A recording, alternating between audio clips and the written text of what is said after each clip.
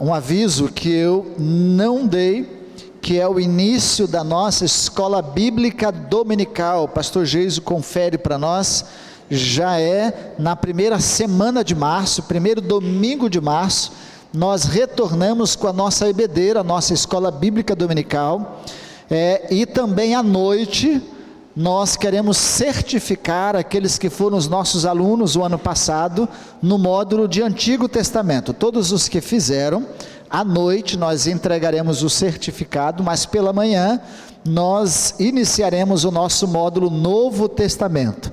As aulas estão prontas, o material está pronto, nós não apostilamos, mas ele já está disponível para todos os nossos alunos da Escola Bíblica Dominical, amém? Então, só esse comunicado que eu havia me esquecido. Abra sua Bíblia comigo no livro dos Salmos, Salmo de número 23.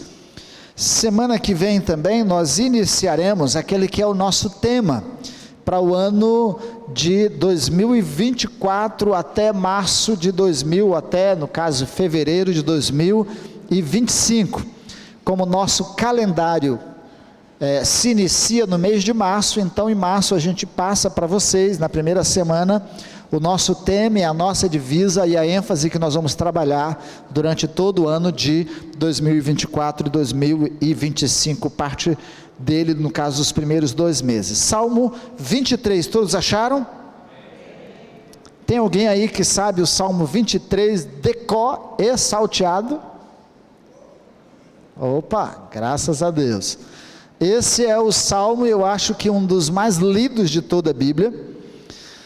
O Salmo 91, eu não sei se é o mais lido, mas é o mais aberto, né?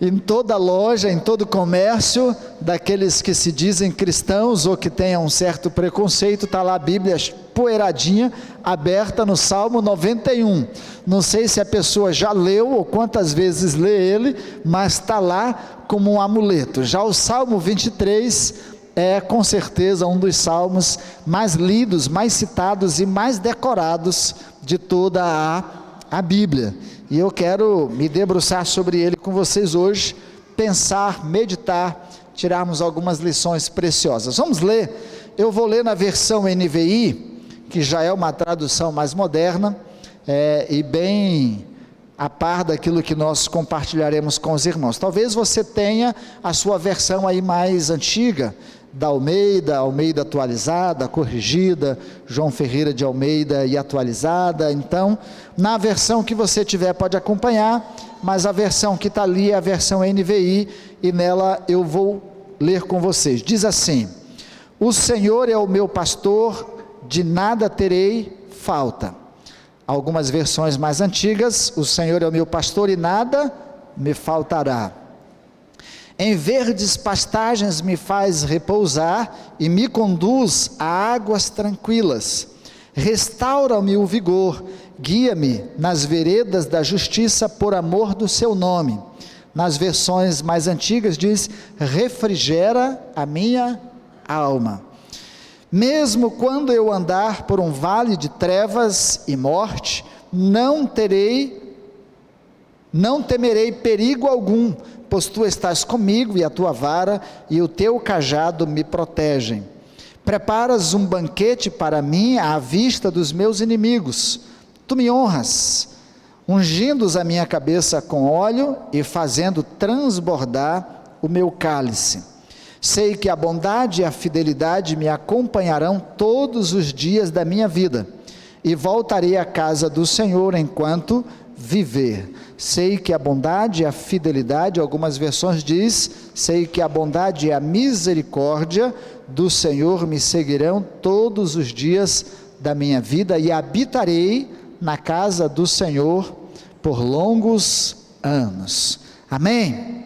Feche os seus olhos, converse com Deus e peça que Deus fale com você através desta leitura tão lida, tão compartilhada e tão conhecida, mas que fale com você e fale conosco nesta noite.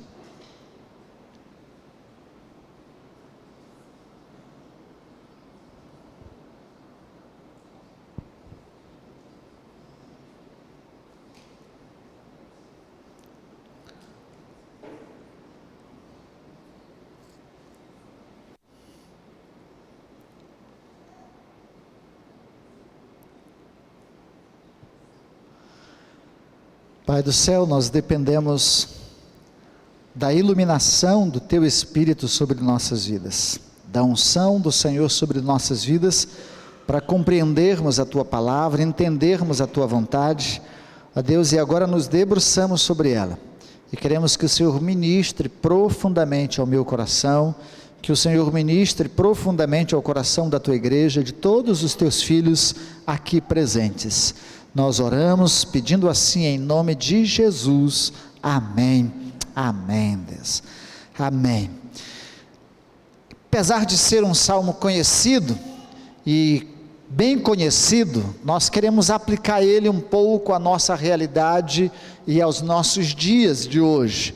Nós vivemos dias de muita solicitação e do muito se falar de paz. Mais do que nunca, os povos, as pessoas, as nações reivindicam paz neste mundo. São muitas guerras atualmente prolongadas.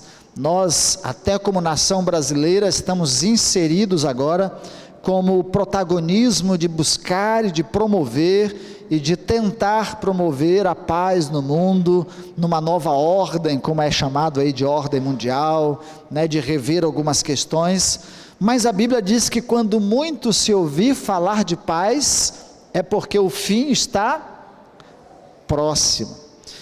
E nesse contexto de se buscar a paz, se querer a paz, nações, povos, pessoas, governantes, muitos até querendo o protagonismo de serem os promovedores, os reconciliadores, os promotores da paz, nós sabemos que vivemos dias caminhando para o fim. Eu não sei se 10 anos, se 5 anos, se 100 anos, quanto tempo será isso, mas caminhamos para o tempo do fim. A iminente volta do Senhor Jesus é uma realidade. E nesse contexto, o Salmo 23 pode alentar o nosso coração, até porque ele é baseado em uma promessa. E como toda a promessa de Deus, ela tem a previsão futura, especialmente do reino vindouro, da eternidade, da vinda, do consumar de todas as coisas, mas também com a oportunidade de usufruirmos das bênçãos e das promessas de Deus ainda nesse mundo presente. Ainda que na expectativa do fim, e com todas as lutas e dificuldades, nós precisamos estar firmados naquilo que nos é promessa de Deus para a vida da igreja, para a minha vida, para a sua vida, para as nossas vidas. E baseado nisso eu quero compartilhar com vocês aí o Salmo 23, versículo por versículo. A gente vai tentar acompanhar e eu vou pedir que os irmãos me ajudem nesse acompanhamento do texto, amém? Não feche a sua Bíblia, você pode riscar, pode fazer algumas anotações. Eu não sou excelente, nem sei muito hebraico, mas para estudar e ouvir bastante dos chamados hebraístas, né? Daqueles que gostam de pregar e estudar e escrever, fazendo a tradução o mais próximo possível dos originais. Ouvi também alguns pregadores ministrando sobre esse tema, e talvez isso faça alguma diferença e observação nos textos com vocês. Começando o verso 1 diz assim: o Senhor é o meu pastor. Esse salmo é característico dos mais de 70 salmos escritos, 73, se não me engano, são de Davi, ou relacionados à pessoa de Davi. O Salmo 23 também é reivindicado como um salmo davídico, de Davi. E nessa dimensão, ele fala o Senhor, reconhecendo a soberania, a majestade, a grandeza, a soberania muito peculiar do povo judeu daquela época e até do presente, na referência e reverência ao citar e falar de Deus. Mas ele faz um aporte diferente, ele faz uma descrição diferente de Deus. O Senhor é meu pastor. Quando ele diz o Senhor é meu pastor, ele está trazendo para uma relação de intimidade, de particularidade, de dizer assim, eu tenho intimidade com Deus. E a ideia de que Deus tinha intimidade também com Davi, o Senhor é o meu pastor, e aí nessa condição, ele se coloca como ovelha, e Deus o seu bom pastor, e por isso, se fôssemos colocar o tema da nossa mensagem, seria Deus o nosso bom pastor. Por mais que a gente queira ilustrar esse salmo, a figura do ministério pastoral, da figura humana, do exercício pastoral humano, não dá para nos igualarmos à figura de Deus como nosso bom pastor. A única condição que nos é estabelecida aqui é também nos colocarmos na mesma condição de Davi, sou a sua ovelha. E nessa condição de ovelha, o Senhor é o meu pastor, ele vai dizer, e não terei falta de nada. Na tradução mais antiga, vai dizer, o Senhor é o meu pastor e nada me faltará. Mas na verdade a melhor tradução seja essa da NVI, porque a ideia não é Deus à dispensa, de que Ele é meu Deus e agora nada vai me faltar, mas a melhor tradução aqui seja, e eu não terei falta de nada. Isso faz toda a diferença como tradução. Quando eu digo o Senhor é meu pastor e nada vai me faltar, eu condiciono Deus a suprir todas as minhas necessidades, todos os meus desejos, todo o meu querer, toda a minha vontade, ainda que não sintonizada à vontade de Deus. Mas quando eu digo o Senhor é o meu pastor e não terei falta de nada, eu torno-me uma pessoa grata e contente, reconhecendo que Deus, sendo meu pastor, eu não vou sentir falta de mais nada. Ele me é suficiente, a sua presença me é suficiente, o seu amor me é suficiente. Até porque, fora disso, a gente poderia fazer um comparativo. Tem gente que tem quase tudo, e a gente pode até dizer que algumas pessoas têm tudo, humanamente falando, para suprir suas necessidades, seus caprichos, ele tem tudo, mas ainda tendo quase tudo ou tudo, ele reclama, ele murmura, ele não reconhece que Deus é o seu sustentador e Senhor da sua vida. Enquanto isso, algumas pessoas quase não têm nada, e ainda assim vivem contentes, felizes, sem murmurar, sem reclamar, sem lamentar, vivendo a vida com muito mais prazer e com muito mais alegria, quando a gente reconhece que Deus nos é suficiente, e que nele nada vai nos faltar, porque ele não vai deixar de suprir, e até pela condição de bom pastor, e aqui o bom pastor está numa relação também de amigo, porque a gente pode pensar no pastor só como aquele que supre as necessidades da ovelha, mas o bom pastor é amigo, ele cuida numa relação de amizade, de cuidado. Há muitas histórias sobre pastores e ovelhas. Vocês podem ver diversas ilustrações sobre essa relação do pastor e da ovelha, e como o tempo não vai nos permitir explorar tanto, para a gente comentar os versos, nós vamos ficando por aqui. E nada me faltará, aí o contrário, e eu não terei falta de nada. Como você tem pensado a respeito de Deus, o seu bom pastor? Como aquele que nada vai faltar, no sentido dos seus caprichos, dos seus desejos, ou você reconhece que Deus é o seu bom pastor, e tendo Ele como seu bom pastor, você não sente mais falta de nada, Ele é capaz de saciar você plenamente. Deus amigo e guia, vai ser descrito nos versos seguintes: o Senhor é o meu pastor, e de nada terei falta. Em verdes pastagens me faz repousar, e me conduz às águas tranquilas. É fato, esse salmo, ele é um poema, ele é um verso, ele aqui, e aí na tradução, a gente entende que os tradutores aproveitaram a linha do poema e fazem essa descrição, dizendo: em verdes pastagens me faz repousar. Alguns comentaristas, hebraístas e tradutores dizem que não tem essa expressão em verdes pastagens, em verdes pastos, como algumas versões mais antigas dizem, que a tradução melhor para esse sentido seria de habitar.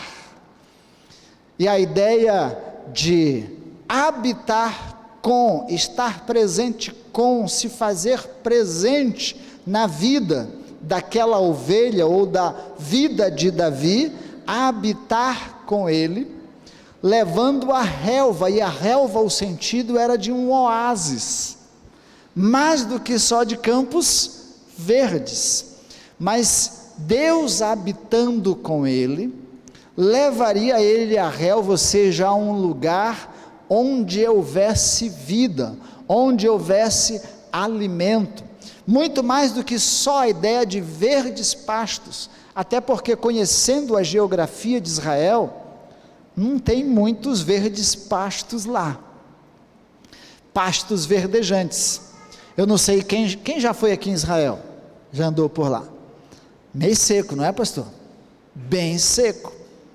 Inclusive a expressão vale da sombra da morte, geograficamente existe um lugar de um vale, um precipício, que se a pessoa cair dali, acabou, e as ovelhas andando por aquele vale, se caíssem ali, fadadas estariam à morte. Então, muito mais a ideia de habitar, Deus habitando, e aí a expressão seria: Deus habitando me faz repousar, me faz habitar nos oásis ou no oásis, e me conduz à água ou às águas tranquilas. E esse guiar aqui também não é o sentido de, por exemplo, eu estar no centro da cidade, encontrar alguém com deficiência visual, com dificuldades visuais, pegar ou permitir que ele pegue no meu braço, ou eu ajudá-lo a atravessar a rua, eu guiar até o outro lado da rua. É mais do que isso. A ideia é de conduzir, instruindo, fazendo ele reconhecer que há uma herança, que há uma promessa, e ele precisa estar convicto de que essa promessa pertence a ele, o sentido de herança. Eu vou fazer você conhecer que você tem direitos, que você tem garantias, que você tem promessas, que você tem uma herança, e eu vou te guiar a reconhecer essa verdade. E a promessa de Deus é muito mais do que só para o mundo presente, para o mundo futuro, para o mundo vindouro, da promessa da eternidade. Você tem direito à eternidade como filho, como herdeiro. Eu vou te instruir, te conduzir, te mostrar, te convencer que você já tem consciência disso, só está se esquecendo. É mais voltado para o sentido da educação, da instrução, do que só de, deixa eu te levar por aqui, deixa eu te mostrar, ali tem um pasto verde, deixa eu te levar para comer ali, não, você tem garantias eternas, você tem garantias da promessa e da presença de Deus, e por isso você deve se convencer, eu vou te guiar a reconhecer, a se firmar nesta herança, nessa promessa. Mas a ideia de que a gente tem é bem mais simplista do que isso.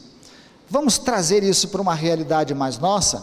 Somos filhos e herdeiros de Deus. Convicto estamos da nossa herança. Temos a certeza e a promessa de Deus dizendo: eu estarei convosco todos os dias. Eu não o deixarei, eu não o desampararei. eu serei o seu provedor, serei todas estas coisas. A gente estar andando, vagando, esquecendo de todas essas promessas que nós temos, e Deus está te dizendo assim: eu vou te guiar, eu vou te mostrar que você tem garantias, que você tem promessas, que você tem direitos de ser conduzido às águas tranquilas, a ser refrigerado. Na sequência o texto vai dizer: mesmo quando, aliás, restaura-me o vigor, guia-me nas veredas da justiça, por amor do seu nome. Nas versões mais antigas diz: refrigera a minha alma. Quando a gente usa essa expressão, refrigera a minha alma, o que nos vem em mente? Eu estou com calor, ligo um ar-condicionado, que está refrigerado, está tranquilo, está fresquinho, está bom assim. Mas a ideia de refrigerar aqui é mais profundo do que isso.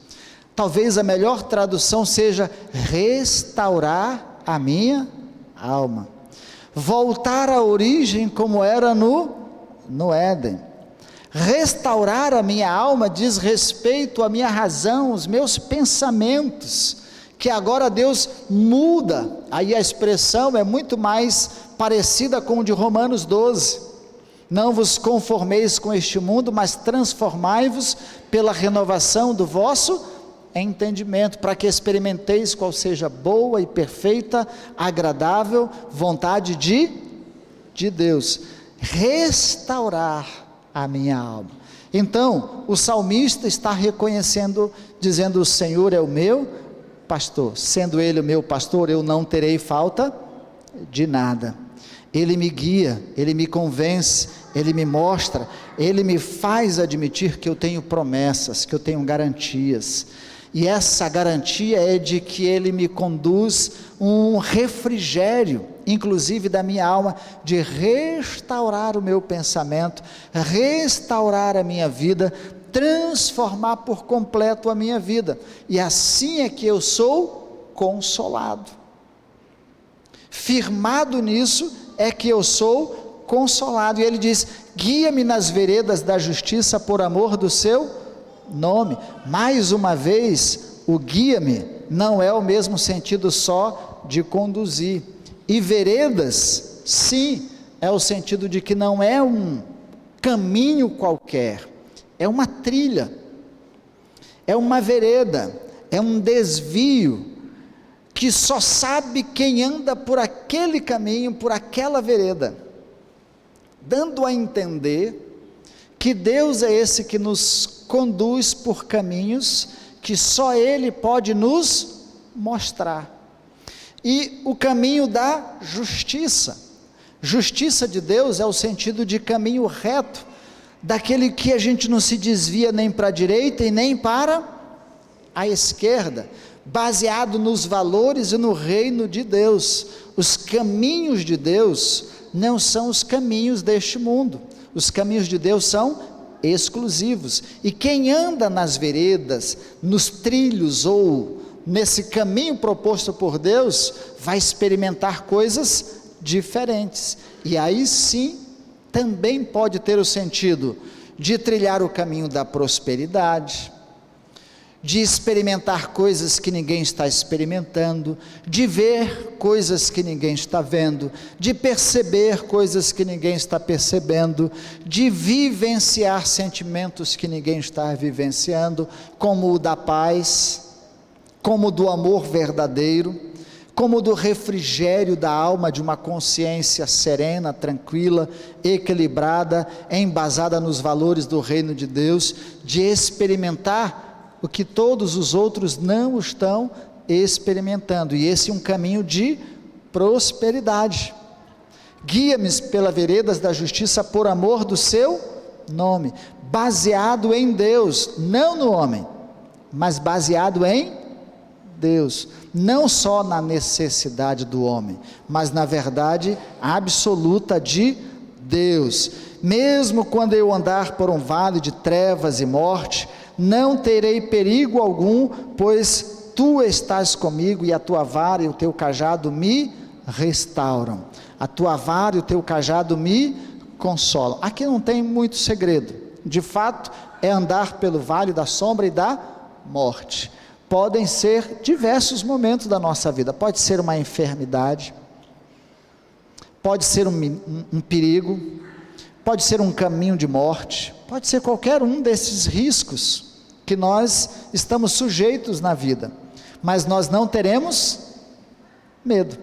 E aí ele vai dizer, porque a tua vara e o teu cajado me consolam. Dois instrumentos bem diferentes, que nem sempre a gente gosta de entendê-los como consolo para a nossa vida. Primeiro porque a vara era um instrumento de disciplina, a vara era um instrumento de correção. Quem que se sente consolado quando é corrigido? Quem que se sente confortado quando é disciplinado? No geral a gente se sente revoltado. Eu não merecia, eu não era digno disso, eu não precisava disso, e às vezes Deus está nos disciplinando, Deus está nos corrigindo, e a própria vida nos seus caminhos podem nos mostrar estes sinais de disciplina e de correção de Deus. Quem é a ovelha que gosta de ser corrigida?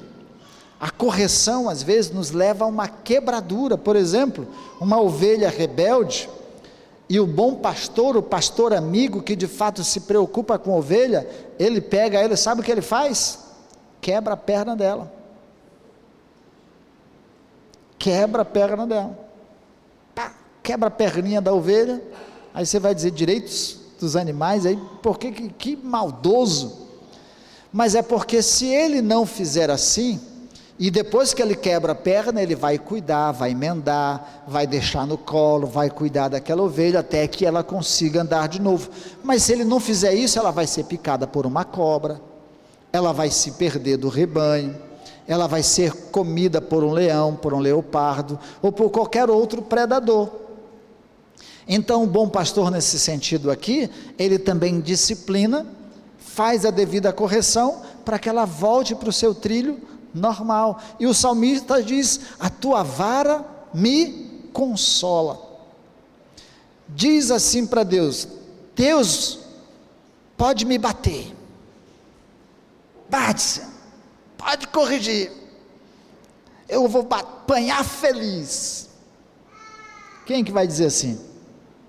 Ninguém. Estou apanhando, chora, grita. Lá em casa, quando a minha mãe ia me bater, eu corria, às vezes me escondia no mangue. O Jonathan foi lá no Maranhão, conheceu bem o manguezal lá do Maranhão, me escondia lá no mangue. Eu sei que você também já deve ter corrido na hora da disciplina, escondido debaixo da cama, escondido de trás do sofá, né? Grudado na perna da mãe, grudado na perna do pai, feito alguma coisa para fugir da correção. A tendência nossa é fugir, não nos alegrarmos com a correção. O outro elemento usado pelo salmista, dizendo que ele é confortado, é o cajado. Embora o cajado, na tradução mais comum e nos comentários mais comum, é a ideia de que resgata a ovelha, tira lá do lago, tira do mato, também, mas o cajado tem uma outra tradução e uma outra simbologia. O cajado é símbolo de autoridade, símbolo de controle, símbolo de poder.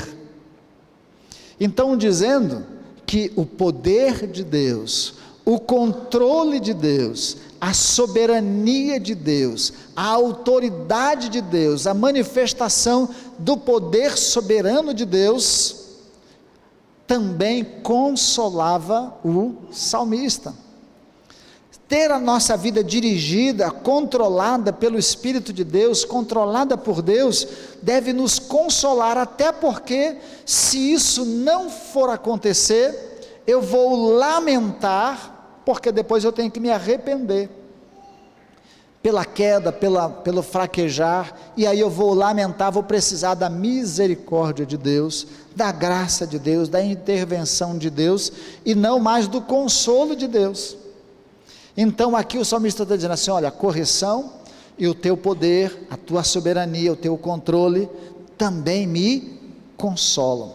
Então, quando Deus nos coloca em quatro paredes, quando Deus está nos conduzindo, nos dirigindo, é bom para nós, evita que a gente tropece, evita que a gente erre, porque se a gente ficar vulnerável, aberto, sem essa direção e condução, nós vamos tropeçar, e aí depois é muito pior. O consolo tem que ser muito diferente.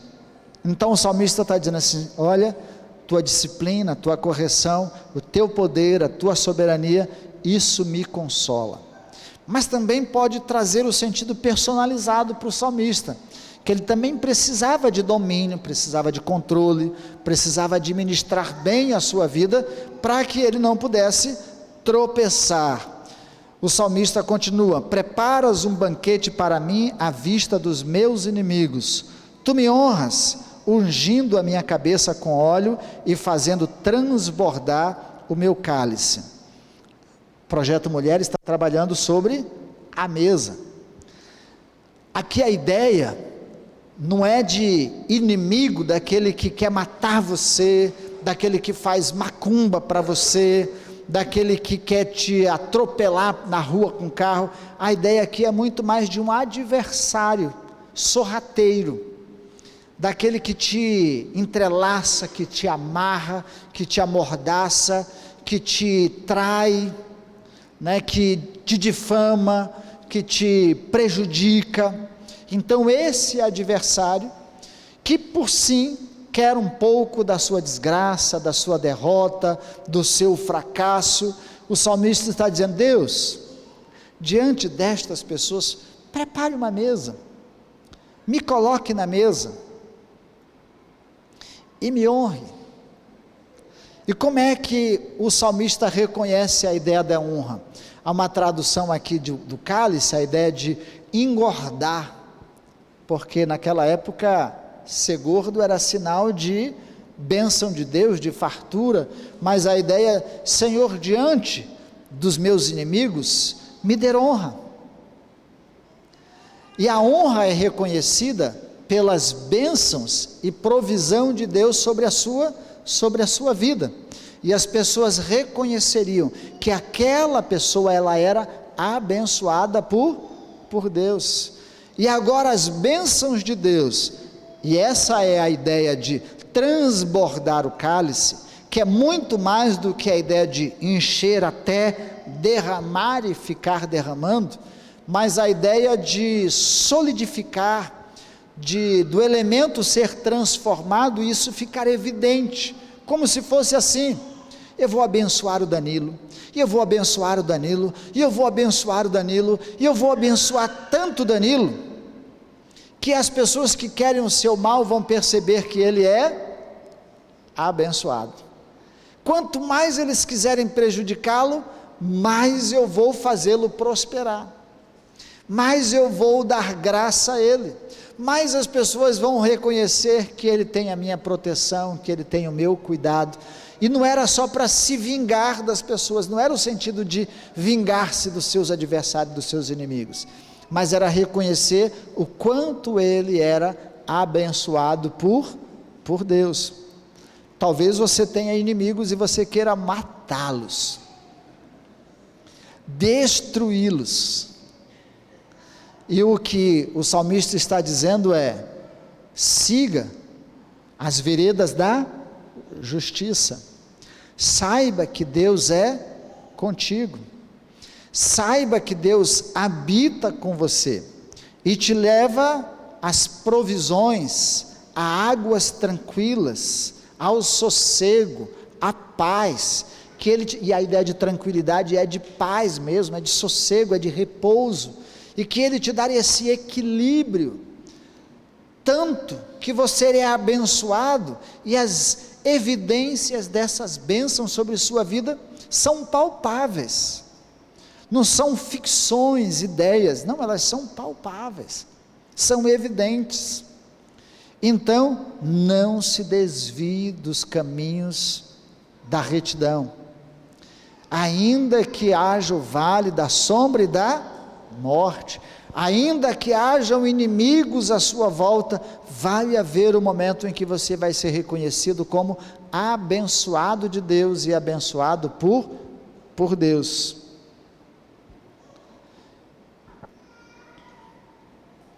A minha cabeça com óleo fazendo transbordar o meu cálice. A unção aqui não é um sentido messiânico, mas a unção aqui é o sentido do derramar o azeite, e o azeite tem essa simbologia da presença do Espírito de Deus. E veja que coisa interessante, de novo voltando lá ao início, da cabeça. Quem está gelada? Agora está mais fácil de ser abençoado, nada me impede, né? Né, Sandrinha? Tá bom, tá gelado aí também, Sandra? Tá. Então, agora esse cuidado de Deus, a unção, a iluminação, a mudança da nossa mente, a presença do Espírito de Deus, em primeiro lugar, age na nossa mente, na nossa razão, no nosso jeito de pensar, de enxergar, de ver as coisas. Essa unção de Deus, esse derramar da iluminação do Espírito de Deus sobre a nossa vida, é que vai fazer o cálice transbordar. O cálice não vai transbordar só porque você deseja se vingar dos seus inimigos, só porque você deseja ser honrado na presença dos seus inimigos. O cálice só vai transbordar, a evidência da bênção de Deus só vai se manifestar na sua vida, quando você de fato for dominado pelo Espírito de Deus, iluminado plenamente pelo Espírito de Deus, e a sua vida for conduzida por Ele, dirigida por Ele. Aí o cálice transborda, diz assim: esse homem é de Deus, essa mulher é de Deus, olha como Deus cuida dela, olha como Deus a abençoa. E a ideia de serenidade, tranquilidade, sossego, paz, ela não perde a estribeira, ela não perde o equilíbrio.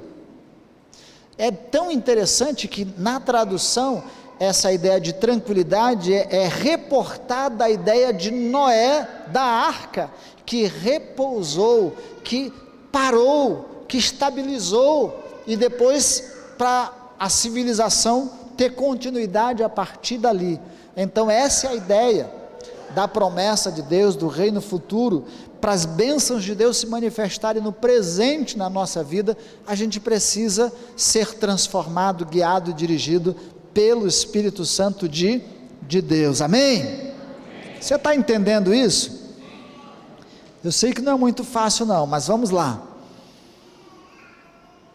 Sei que a bondade e a fidelidade me acompanharão todos os dias da minha vida, e voltarei à casa do Senhor enquanto eu viver. Algumas boas traduções, e alguns entendem que ali não tem a palavra bom, mas tem a palavra misericórdia, graça, a ação de Deus. E esse é um conceito, até aprendi recentemente ouvindo um rabino, que o conceito de graça seria mais ou menos numa história assim: você vem, pede vou usar aqui o pastor Paulo, você pede R$1.000 emprestado por pastor Paulo, para pagar no mês que vem. Pastor Paulo, me empresta R$1.000 aí, se quiser me emprestar, pastor, R$1.000, aí no mês que vem eu lhe pago. Mês que vem você diz assim: ô pastor, não deu certo, meu carro quebrou, e quebrou mesmo o meu, estou pedindo não, estou brincando, mas o meu carro quebrou, pastor, não dá para eu lhe pagar esse mês. No mês seguinte, pastor, eu com certeza lhe pago. No mês seguinte você diz: ih, pastor, fiquei desempregado, meu patrão me deu as contas, não dá para eu lhe pagar. Passou um mês, passou 2 meses, passou um ano, e você, acontecendo sempre alguma coisa na sua vida, não conseguiu pagar o pastor Paulo. Aí no início do ano você chega lá: pastor Paulo, eu não vou ter como lhe pagar, mas eu tenho 10 aqui no bolso, o senhor aceita os 10 e quita a minha dívida? Pastor Paulo olha assim, diz assim: tá bom filho, dá os 10 aí, morreu a dívida. Esse é o conceito da graça. que não é a ideia de uma graça barata. É pagar aquilo que eu não consigo pagar, mas que tem a minha contrapartida, tem a minha decisão, tem a minha parte, tem o meu envolvimento. Então o salmista está dizendo assim: certamente que a bondade do Senhor, a misericórdia do Senhor, a fidelidade do Senhor me acompanharão todos os dias da minha vida, ainda que eu não consiga retribuir tudo que Ele me dá, ainda que eu não consiga pagar tudo que eu recebo, ainda que eu não consiga fazer tudo que eu deveria fazer para Deus, ainda assim a sua fidelidade, a sua misericórdia, a sua graça me seguirá todos os dias da minha vida. Daí a gente entende quando o salmista diz que darei ao Senhor por todos os benefícios que me tem feito. Irmãos, não tem preço o que o Senhor Deus faz pelas nossas vidas, todos os dias. Quanto a gente gasta se for uma enfermidade ruim, de morte, quanto a gente gasta para ter a saúde, e a gente às vezes tem saúde todos os dias, e não tem preço isso. A bênção, a graça, a presença, o amor, o cuidado de Deus, não tem, e a misericórdia do Senhor se faz presente, a fidelidade se faz presente, todos os dias da nossa vida, amém? O salmista está dizendo: o Senhor é meu pastor, enquanto Ele for meu pastor, enquanto Ele for o meu Deus, enquanto Ele for o meu Senhor, enquanto Ele estiver comigo, eu não sentirei falta de nada. Ele me faz habitar em oásis, em lugares de provisão, em lugares de vida, em lugares de fartura, em lugares de abundância. Ele me guia por caminhos que ninguém mais vai me guiar, por caminhos que não existem, que só Ele me leva ao sucesso. Ainda que esse caminho para o sucesso seja pelas veredas da justiça, onde eu não possa me desviar nem para a direita, nem pela esquerda, andar segundo os seus preceitos, segundo os seus valores, os seus mandamentos. Andando por isso, ainda que o vale da sombra e da morte estejam sobre mim, ainda que eu esteja perecendo, Ele estará comigo, e eu não deixarei. Aí o final, o salmista fecha com chave de ouro: e habitarei na casa do Senhor enquanto eu viver. Sabe o que o salmista está dizendo? É dizendo assim: olha, fora da casa do Senhor, fora dos caminhos do Senhor, das veredas do Senhor, fora do pastoreio do Senhor, eu só fiz besteira, eu só fiz bobeira na minha vida. Agora, Ele sendo meu pastor, me guiando pelos caminhos da justiça, estando presente, habitando comigo, eu não vou querer sair da sua presença, eu não vou querer sair da sua casa. Eu prefiro, aí ele vai dizer, eu prefiro estar na casa do Senhor do que em qualquer outra parte 1000. Eu terei o maior prazer de estar lá, olha, dia e noite na casa do Senhor. Tem culto segunda, eu vou, tem culto terça, eu vou, tem culto quarta, eu vou, tem culto quinta, eu vou, porque lá é melhor do que eu estar em qualquer outro lugar. Nos outros lugares eu só aprontava, só fazia bobeira, só fazia besteira, só acontecia uma coisa ruim comigo. O que vai acontecer comigo de ruim na casa do Senhor? É o que o salmista está dizendo: habitarei na casa do Senhor por longos anos, dias. Então, ter o prazer de estar na presença de Deus, na casa do Senhor, orando, buscando a Ele, adorando a Ele, não tem coisa melhor, porque Ele é o nosso bom pastor. Do que mais eu terei falta? É claro que você vai querer comer um bifão quando chegar em casa hoje, mas já comeu um bifão hoje aqui, saciada a alma, alimentada a alma com a presença de Deus. Irmãos, Deus nos faz prosperar, mas nesta convicção de que se eu tenho a certeza de que Ele está comigo, Ele se faz presente na minha vida, com Ele eu posso enfrentar qualquer batalha, qualquer luta, qualquer dificuldade. Como não usufruir das bênçãos que me são oportunizadas no mundo presente, como símbolo daquilo que eu vou desfrutar na eternidade, no futuro? Então, mas tudo que eu passar aqui nem se compara com o que nós haveremos de ter na eternidade. A nossa promessa maior é no futuro, mas enquanto estivermos aqui, a gente vai ter a presença de Deus conosco. Nós vamos ter a presença do nosso bom pastor, nós vamos ter o cuidado do nosso bom pastor, nós vamos ser guiados pelo nosso bom pastor, nós vamos ser nutridos pelo nosso bom pastor. Enquanto vivermos aqui, Ele não nos deixará e nem nos desamparará, e a gente não pode se esquecer disso, senão a gente vai ficar como cego, sendo guiado, só empurrado pelas pessoas. Não, eu no guiar aí é de convencer, eu tenho tudo isso de direito, eu tenho tudo isso de privilégio, deixe-me ser guiado a experimentar e a usufruir disso, que já é o meu direito. Amém? Deus tem promessas para a sua vida, Deus tem garantias para a sua vida, Deus tem eternidade para você, Deus tem sua presença prometida para você neste mundo. Para que viver fora dela? Para que trilhar e andar fora dela? Queira Deus como seu bom pastor. Amém? Vamos ficar em pé.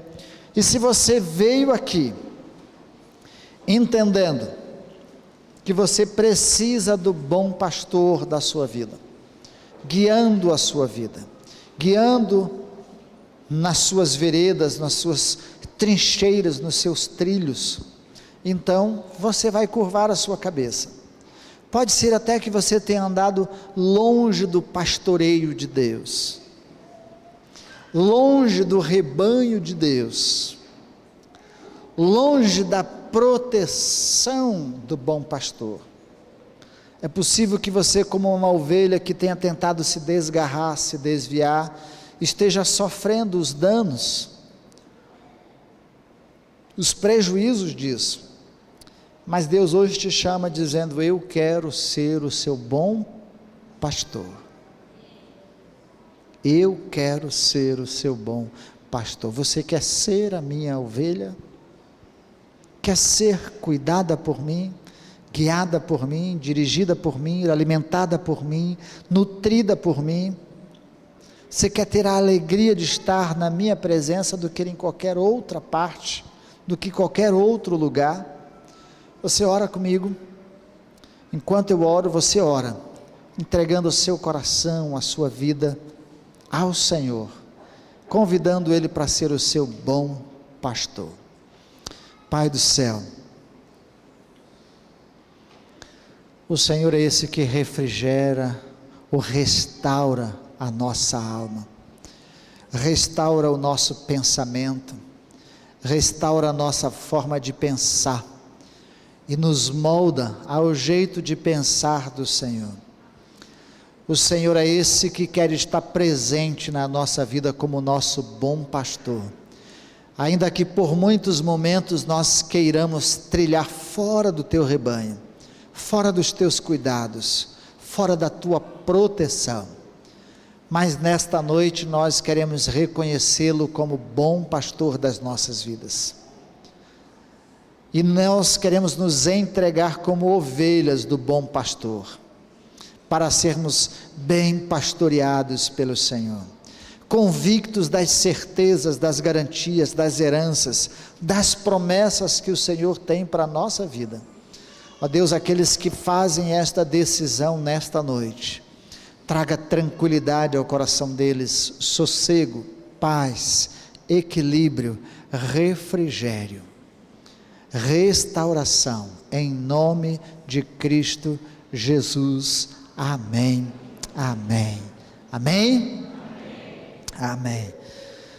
Semana que vem estamos juntos novamente. Semana que vem já é que dia mesmo? Dia 3? 5? Nossa escola bíblica dominical. E aí todos os avisos vão estar atentos, aí vocês fiquem bem atentos a eles. Equipe de louvor.